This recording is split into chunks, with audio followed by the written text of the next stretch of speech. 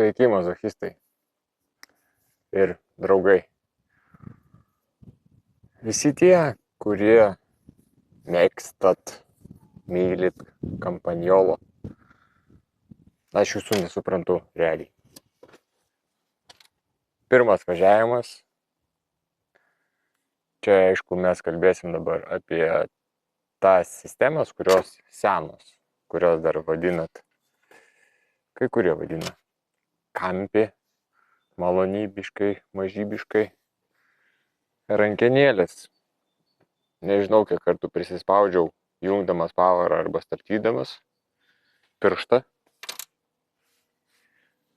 Švaistikliai, man tai labiau į plastiliną panašu, realiai.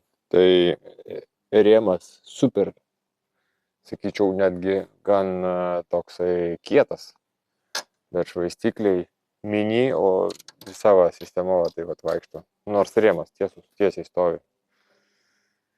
Ok, tai jeigu norėčiau važinėti su šito dviračiu kasdien, prisitaikai, malonu, viskas gerai. Ok, tarkim, man kažkokių tai nelygumų sušvelnina tą važiavimą, nieko baisaus. Pavarų kasetė senojo tipo dedasi ant Campagnolo būgno, o tas būgnas iki 93 metų buvo vienos konstrukcijos, po 93 atsirado ten vienas toksai siauresnis šlicas, kuris leido kasetės dantračius dėti visuomet teisingai. Dabar gali susidėti jos kaip nori, iš esmės. Bet yra tam tikra tvarka, kurią turėtum žinot. Aišku, mechanikai tai žino, nesvarbu. Bet jeigu man dabar važinėjant šitą kasetę susidėvi, o jinai susidėvės, net ir prižiūrint grandinę, net ir ją keičiant laiku, kasetė vis tiek turi savo resursą, sudyla. Tai padariau tokią paiešką, kuo galėčiau pakeisti. Niekuo. Praktiškai turėtum užsisakyti iš kokio ebėjaus kažkokią naudotą arba apynaują, arba iš Italijos, keista, iš Italijos. Nusipirkti originalę. Yra pardavėjai, kurie vis dar turi in stock visas šitas sistemas, bet kainos, patikėkit. Tai 8 pavarų beje sistema, bet kainuoja ne kaip 8. Nueini bet kurioje parduotuvėje, nusiperki tam 20 eurų, rimtesnė ką nors tam, 30. Nebus taip. Ratai. Ištiesinau aš juos kiek galėjau, suvaržiau, stipinai buvo labai atsileidę, nieko keisto dviračiui 30 metų.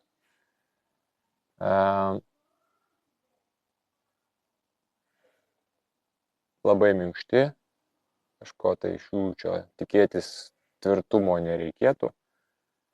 Nežinau, arba dabar profilius kitokius daro, arba lydiniai kitokie, bet praktiškai pasiemi ratą jį stipriau rankom, neatsiremdamas. Mano rankom, tokiom, kurios toli gražu nėra stiprios. Ir ratas jau nebestiga. Jau netoks tiesus, kokio norėtum. Padangos. Pirelli P7. Kažkada skaičiau čia dar gal prieš 3 metus ar 2 metus apžvalga. Buvo pagirų joms. Nežinau. Man tai jaučiasi toks truputį vatnumas jų. Neriedėjo. Šiandien man neriedėjo, pramyniau apie 18 km. Palyginti su Continentaliu. Aišku, čia dar nuo pačių ratlankių priklauso, kaip tau tas dviratis elgsis. Bet važinėjau su Continentaliu 23. tai jausmas buvo visai kitas.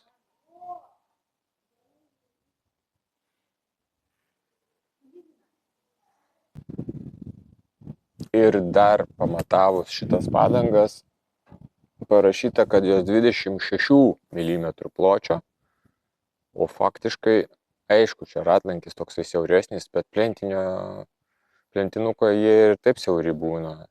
Šiuolaikiniai jau nebe tokie siauri, bet 23 mm. Tiek stipriai. Ten, aišku, milimetrą, pusantro galima pažaisti, ratlankis siauresnis, padanga tiesiog siauriau susimontuoja ir jinai tą savo tūrį praranda. Platesnis, plačiau susimontuoja. Bet 26 ir 23 man kažkaip tai labai jaučiu didelis skirtumas. Gal netoks jau čia ir 26 dydis. Užsisakysiu naujas padangas, tai čia užsimečiau taip tik tais pabandymui, kaip iš vis tas dviratis elgsis man, tai ką ir reikėjo įrodyti. Pedalus aš kontaktinius nestatysiu, tai bus miesto dviratis, kur aš stosiu labai dažnai, eisiu į parduotuvę, važiuosiu reikalais, važiuosiu dviračių detalių parsivežti. Ne visada būna taip, kad aš jas užsisakinėjau per kurjerį, ypatingai kai reikia čia ir dabar, būna tokių atvejų. Tai važiuoju pas kolegas, kas turi, persiskambinė. Retai, bet būna. Ir važiuoju, tai su prisėgamais man kažkaip nepasiteisino, prisėgami pedalai yra išminiai į kelią, ir mini, o mieste maltis tai tik tais aš juos šitos platforminius pasikeisiu, nes čia yra plastikinė kažkokia katastrofa, slidus, nežinau, kaip juos galima naudoti. Tai pats aš nesu prieš plastikinius, bet kažkaip tai būtent šitas modelis mane nustebino. Myniau su 510 Freerider modelis. Tai va, tai yra padas, kuris yra labai minkštas, kuris limpa prie visko, einant, pavyzdžiui, namuose ar kažkur tai prekybcentrį per plyteles, tai net švilpia tas padas, kaip cypia, prilipdamas prie tų plytelių, bet tai prie šitų pedalų ne. Viskas, ką aš galbūt norėjau čia po pirmo važiavimo su jumis pasidalinti. Pridėsiu šiek tiek surinkimo video. Buvo jisai pilnai išardytas, truputėlį sužinojau naujų dalykų konstrukcinių, kurių aš nežinau, negalėjau žinoti. Realiai senas dviratis pagal galinę stebulę. Tai suradau, kad tai iki 93 metų modelis buvo gaminamas. Tai jeigu dviratį rinko su naujais komponentais gamyklų, o ne užsigulėjusiais sandėly, tai jo, tai tada čia 93 metų dviratis maksimum. Galima, aišku, būtų kažkur tai paieškoti rėmo numerį, kuris ten pagal jį, bet čia jau, tingiu, nėra viskam laiko. Visi troseliai, ne visi pavarų troseliai pakeičiau. Senieji jau taip visai sunkiai slankio, rankenėlės teko pertepti, labai sunkiai junginėjasi, bet jos konstrukciškai negali labai ten lengvai jungtis. Grubus toksai apdirbimas yra, net ne apdirbimas, o pats mechanizmas, stambus elementai, tai jau kai spaudi, tai jau taip reikia gerai paspausti. Ir ten viduj tokia yra rankenėlė, kuri numetimui skirta. Tai kiekvieną kartą perjungiant power, taip keistai padaryta, kad iš šitos pozicijos tu bandai pakelt, kai reikia numesti iš vidų yra rankinėlė, tai tada nedasieki, nors mano pirštai gan ilgi. O jeigu tu mini su viršutiniu apglėbimu, tai tada spaudžiant į viršų, nedaug dėvė tu gerai vairą laikai, tai ta vidinė rankinėlė, kuri skirta numetimui, jinai prispaudžia pirštą. Šitų rankinėlių pavadinimas Ergo Power. Nežinau, ergo tai ergonomiškas tikriausiai, bet aš čia ergonomiškumo kažkaip tai neatradau juose. Tai va. Važiuojasi šiaip kompleksiškai paėmus labai fainai. Jo, kažkas iš jūsų rašėt, būtų visai neblogai surinkti ant šiuolaikinių komponentų. Pritariu. Čia būtų kažkas tai tokio padaryti kokius, kad ir 105 serija Shimano su normaliais ratais. Tai čia. Bet jau tai kiti pinigai, kasdieniam naudojimui, taip va kažkur nulėkti. Su darbo reikalais, ne sportui. Pažymėtina, kad ne sportas. Aš visiškai nesportininkas, niekada nesiekiau kažkokių aukštumų, niekada nedalyvavau jokiose dviračių varžybose, kaip ir atrodytų neįtikėtina, bet ne ir neplanuoju. Man dviratis yra labiau ideologija. Hobis, pomėgis, transporto priemonė, laisvė, bet ne sportas.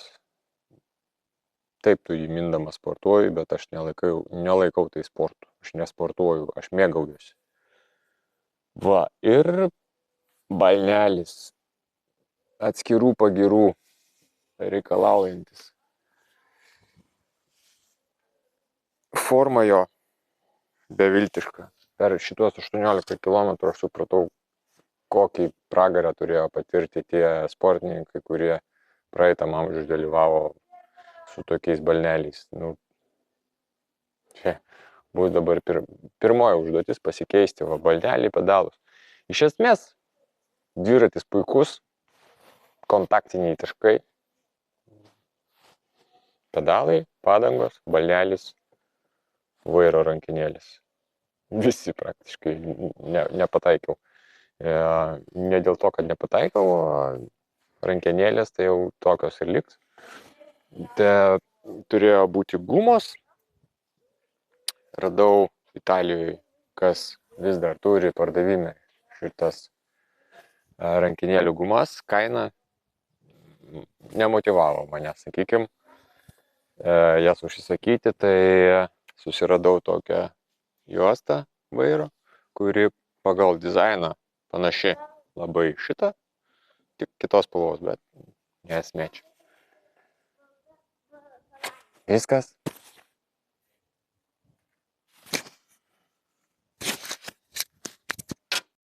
Pažiūrėkim, kiek šitas stebuklas sveria. Va, 0. Taip. Iš rankos pasakysiu, kad nelengvas, visiškai nelengvas. Ir kaip plento dviračiui, taip. Va, pagavau balansą. 1914. Čia įvertinti reikia dar šitos vairo kolonėlės guoliavietės, tai šiuolaikiniai rėmai turi integruotą vairo kolonėlę, bet ten guoliai patys yra sunkesni, nes pramoniniai, tai tas ant to gal išeina, bet daug paprasčiau yra tiesiog guolį įstatyti į rėmą, negu užsiminėti šitų įpresavimų, išpresavimų.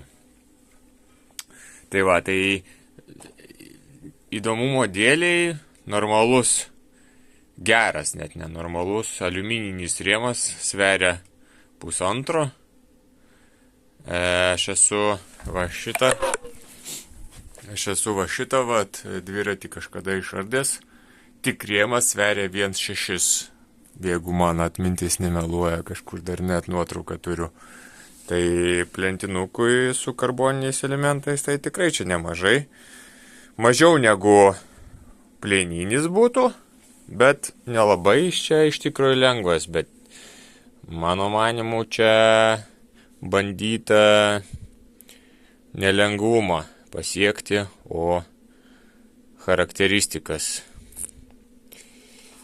Taip, dar pabandom, kad čia nebūtų pas mus kažkokių kliurkų. Jo, va, balansą pagaunu 1,9. 1,9. Viskas čia pas mus plaunasi ultragarsiniai voneliai. Super clean. Štai kaip atrodo pas mus visa šita konstrukcija. Čia yra balnakočio užveržimas, karboninis vamzdis, įklijuotas į vidų ir va, kur yra perėjimas, užsiveržia aliuminė dalis, o pats balnakotis remiasi tada į karboninį vamzdį. Storis tai čia, žinokit, nepalyginsi. Čia tiesiog sienos, o ne sienelės.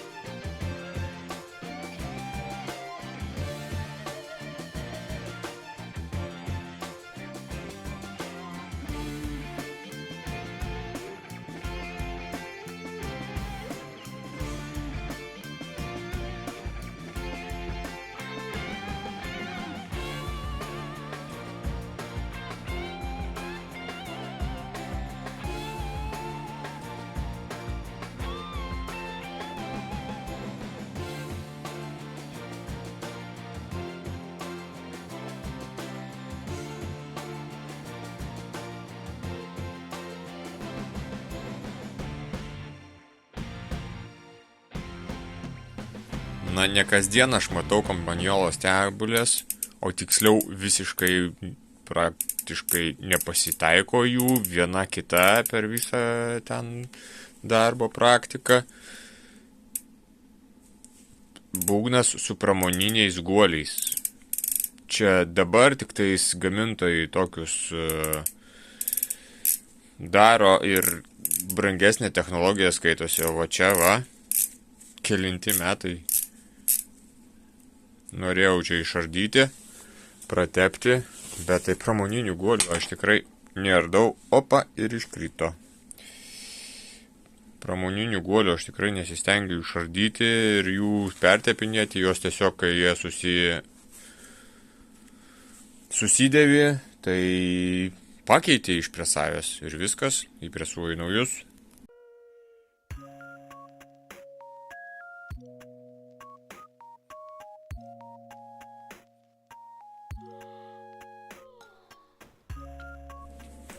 Būri su tais senais ratais ir supranti, kad senos technologijos yra senos technologijos. Kaip čia bevaržytum, kaip bandytum stygą padaryti, nepasidaro styga niekaip. Truputėlį vos nestipinus pavaržai, patempi rankom, truputėlį ratą į šoną ir jau jisai kreivas. Tai čia visų pirma lydiniai, tie, kurie buvo anksčiau ir dabar naudojami, skiriasi. Skiriasi ir atlankių profiliai, skiriasi ir atlankių plotis visų pirma, tai čia tikriausiai pats pats pirminis toksai aspektas. Šitas yra 13 mm vidinis, tai dabartiniuose aliumininiuose 19 visiškai norma, jisai tiesiog tvirtesnis ratas. Tai va, tai bandot kažką tai restauruoti, nesitikėkit, kad ten bus visuomet tiesų, gražu. Važinėsim taip.